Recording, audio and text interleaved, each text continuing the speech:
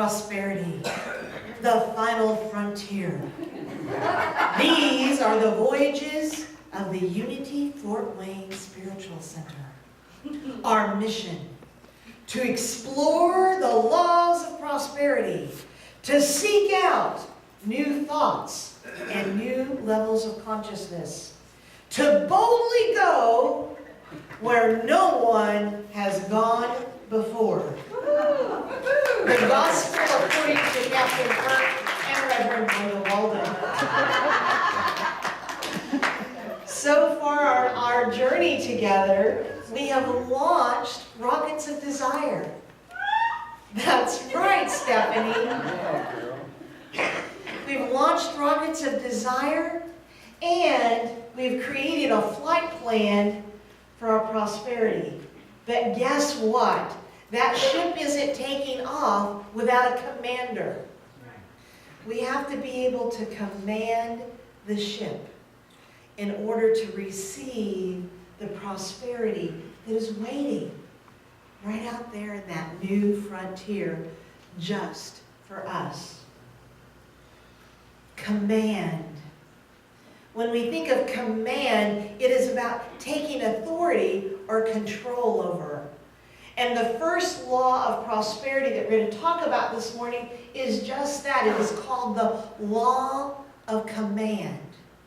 Now, whether you realize it or not, you are constantly commanding things to happen.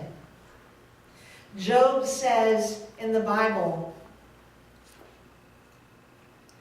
it's written in Job 22:28, "You shall decree a thing, and it will be established unto you, and light shall shine upon your ways." You shall decree a thing. Catherine Ponder, in her book, The Dynamic Laws of Prosperity, talks about a man who came to her. He's in her prosperity class, and his right arm was hurting.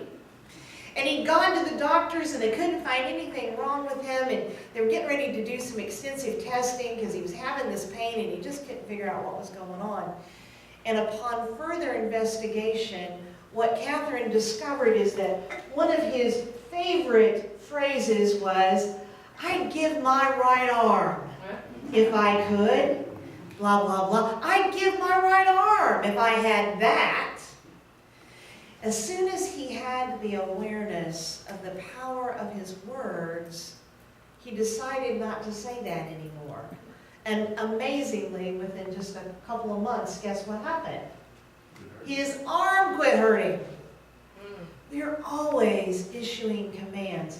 I started at the beginning of this series. I shared with you how I had gotten in the kayak with Jane one day and had said, "I wish she had a life jacket. We really need a life jacket. When we get off this thing, I'm getting her a life jacket." And the life jacket appeared within, 20, 30 minutes of me decreeing to the universe that there was a need for a life jacket. One of the most powerful stories that's been close to me that helped me really get this idea of command first happened something that happened to Jane. She'd been on a spiritual retreat, and during that retreat, at the end of a particular session, they were given a crystal sword to hold. And they were told to take the sword back to their room and to lay it next to their bed, And so as she's walking, she's wanting to be a good steward of this beautiful crystal sword, and she starts to worry. "I sure hope nothing happens to that sword. Oh, I would feel terrible if that sword broke. Oh, I sure hope that sword didn't break." Much to her dismay, when she woke up the next morning, the sword had somehow been flung across the hotel room, had struck the corner of the bathroom door, and the tip had broken off of it. When she called me that day, she said, "You are never going to believe what happened. I get it. The words that we say come back to us. That there is a cause and effect when we are commanding.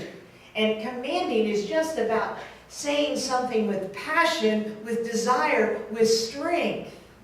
So think about that. Our words have command, and we are always using them. Charles and Myrtle Fillmore, our co-founders of the Unity movement, believed in the law of command through the use of affirmations. Charles said the strongest command decree you can ever make is an affirmation. So think about affirmations as a firm hold. To affirm, a firm hold. It is a way to anchor truth, to anchor possibility in our mind, much the way that an anchor holds a boat in position. So affirmations are the truth that we may not see with our visible eyes, but it's the truth all the same. Catherine Ponder writes in her book about affirmations, by saying you begin to make firm in the mind and in the invisible ethers the good you desire. As you continue to affirm the desired good, it rushes forth as a visible result. It rushes forth. So what we put out, what we speak, comes back to us. And so unless you want to experience more lack, we need to stop speaking lack. She says instead of talking about what you don't want, you need to be spending more time talking about what you do want. And she gives some rules that I've actually heard before about affirmations. So the thing about an affirmation is it has to be truth. So if you don't believe you're going to be a millionaire tomorrow, then the words that you're speaking are empty. You have to believe it. You have to know it. So when you speak an affirmation, it has to be the closest thing, the most accessible, inarguable truth that you can reach. What do you believe? I affirm all the time that the universe is abundant and I have everything I need. There was a long time where I couldn't envision more in my life, but I can envision having what I need. And so that's what I affirmed. Now I affirm things like, my abundance is coming to me greater and greater every day. And it does. Right? But that's my truth. You have to know what your truth is. What do you believe is possible? What are you rooted in? What is true for you and your divine identity and your divine nature? And once you figure that out, you want to repeat it. Why? Because our mind is like a Labrador retriever. Shiny object. Ooh, ball, right? So we have to train our consciousness. We have to train our mind to think in the affirmative. And so to do that means that we have to repeat those affirmations until they take firm hold. So that the minute that thought comes in that says, I'm going to have to buy a new tire. Where's that money going to come from? My mind will go to what I know is true. The universe is abundant, and I have everything that I need. I have all the resources available to me to replace that tire on my car. One of the affirmations that Catherine taught her students that is a powerful command is everything and everybody prospers me now, and I prosper everyone and everything now. So let's practice being commanding today. And I want you to say that affirmation with me. So we'll say it in two parts. I'll say the first part and then you can say it with me. Everything and everybody prospers me now. Say that. Everything and everybody prospers me now.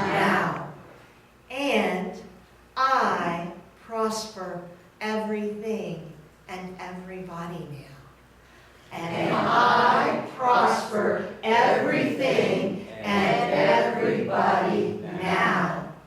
So that affirmation ties into the laws that we learned last week. That law, that basic law of prosperity, giving and receiving, that you can't get something for nothing. And so when we say, I prosper everybody and everything, we are activating another law. And that is the law of increase. So the law of increase says that we are born with the natural tendency for more. You know, we don't stay babies. We become more and more of who we're supposed to be.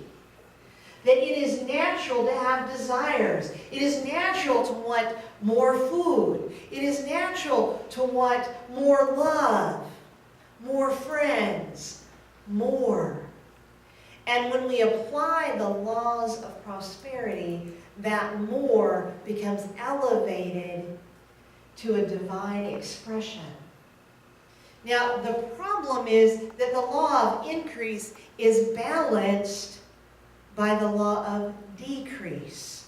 And that's a law that many of us are very familiar with and didn't even know it was a law. The law of decrease is like the yang of the prosperity. So you have this yin and yang going on. You have increase, decrease, increase, decrease. As I read Catherine's words this week, I was thinking about deposits and withdrawals.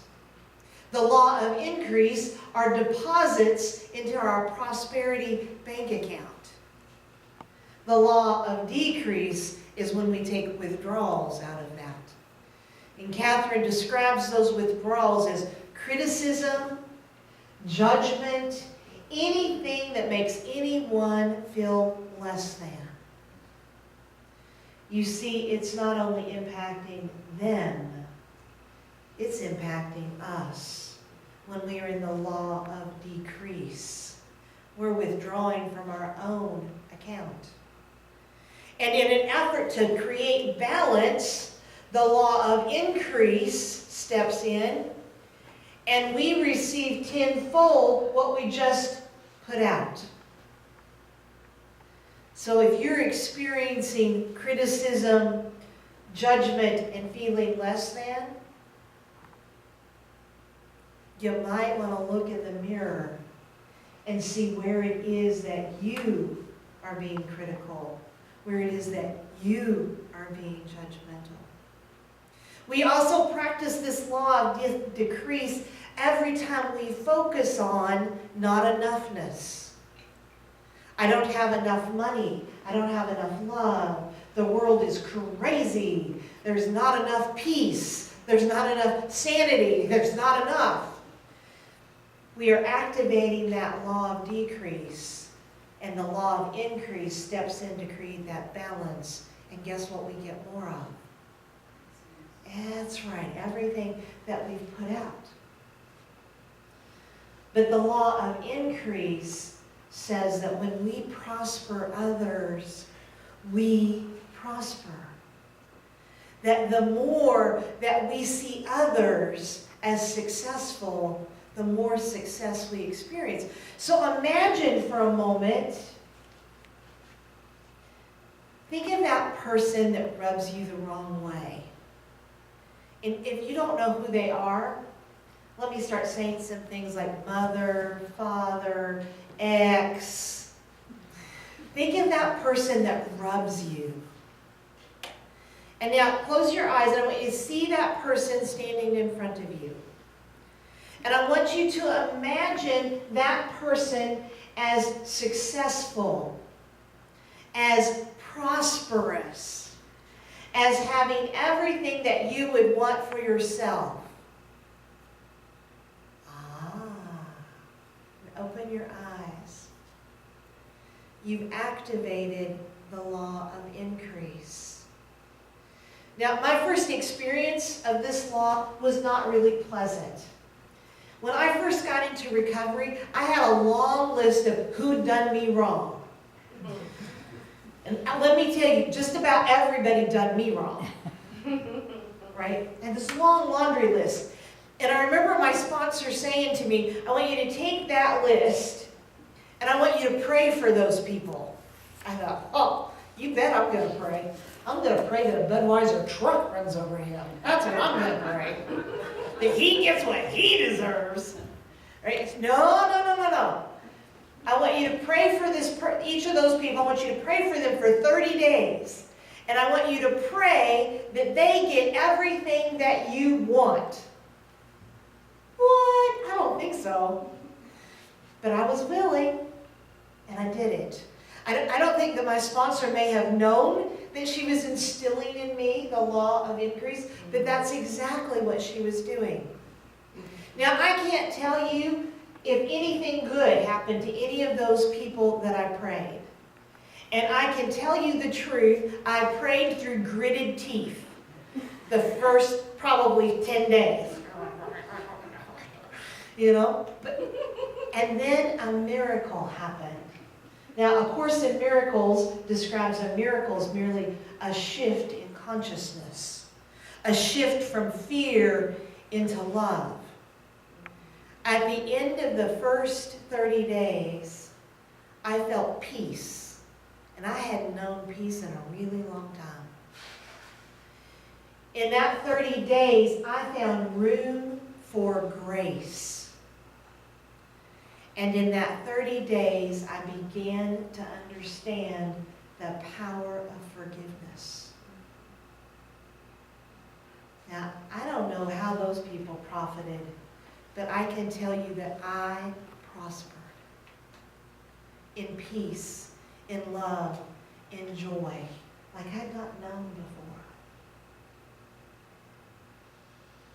There are some other ways that we activate this law of increase that Catherine talks about. Not only do we think about prospering other people, thinking about it and praying about it, but she also says, back to the law of command, that we need to speak it.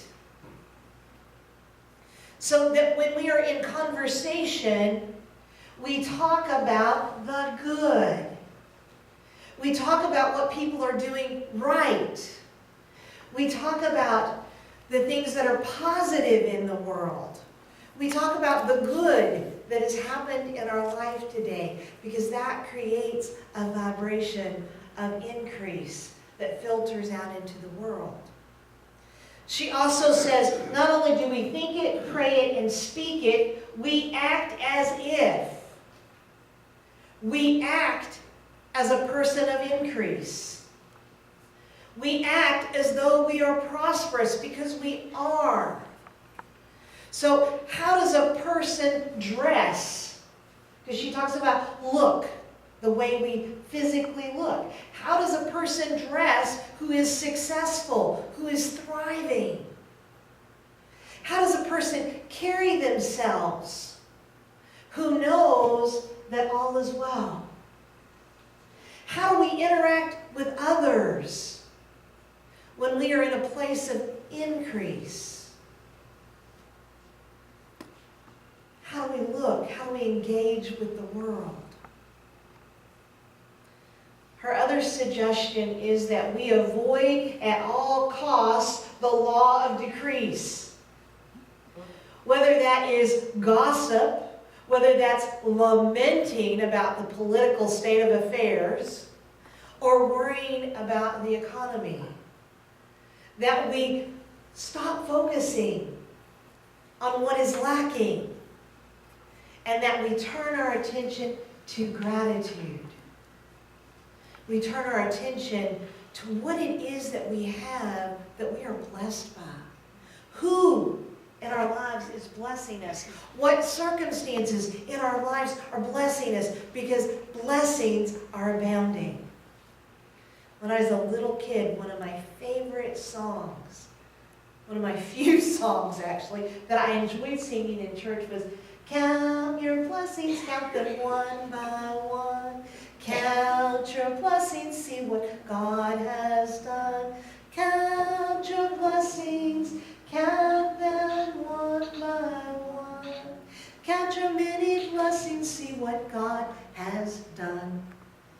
Counting our blessings activates that law of increase. You, my friends, are the commander of the starship prosperity. You are the only ones that can determine whether you will prosper or not. Whether you will prosper as a trickle or whether you will prosper like a wave. You are the only ones that can determine that. And Catherine says to us that the law of increase and the law of command are accessible to all of us all of the time. And when we choose to use them in our lives, your good is created as fast as your good words are uttered. Dare to begin invoking these laws in the practical ways mentioned. As you do, your thoughts, prayers, words, and expectations of increased good will circle the globe and may even reach into outer space. Indeed, you shall become a part of the new frontier for universal good that is now spanning this planet.